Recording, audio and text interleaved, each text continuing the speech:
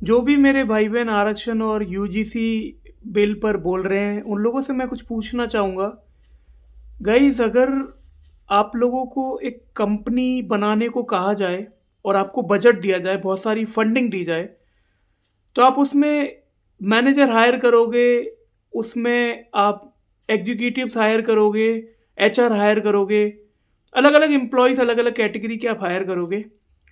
तो अगर आप लोगों से कहा जाए कि जो एचआर है उससे आप ऑपरेशंस का भी काम करा लो, और जो पियोन आपने हायर किया है उससे आप कॉफ़ी की जगह पर आज उससे कोई प्रेजेंटेशन दिलवा लो, या उससे एम्प्लॉयज़ को हायर करवा लो, तो क्या आप करोगे?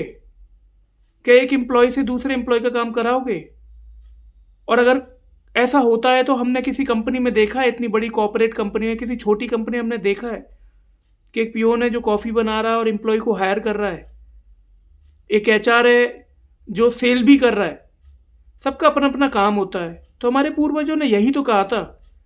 अब एक एचआर का बेटा भी एचआर बने, ये ना तो आज जरूरी है ना ये तब जरूरी था।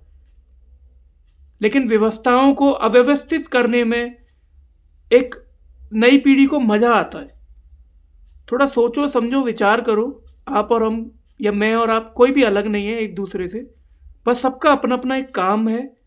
उस जमाने में भी एक व्यवस्था रखी गई थी जो कि वर्ण व्यवस्था थी, ना कि कोई जाति व्यवस्था थी। उसको अच्छे से पढ़ो।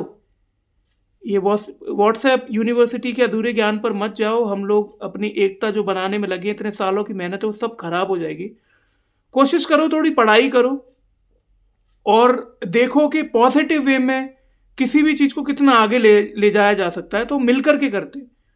अगर किसी कानून से आपको तकलीफ है, या किसी कानून से जैसे मैं एक ब्राह्मण हूँ तो मुझे या मेरे लोगों को तकलीफ है, तो हम लोग आपस में लड़े ना तो ज़्यादा बेहतर है। हम लोग उस पर डिस्कशंस करते हैं ताकि हम और आप साथ में मिलकर के आगे बढ़ें और एक दूसरे के हितों की रक्षा करें।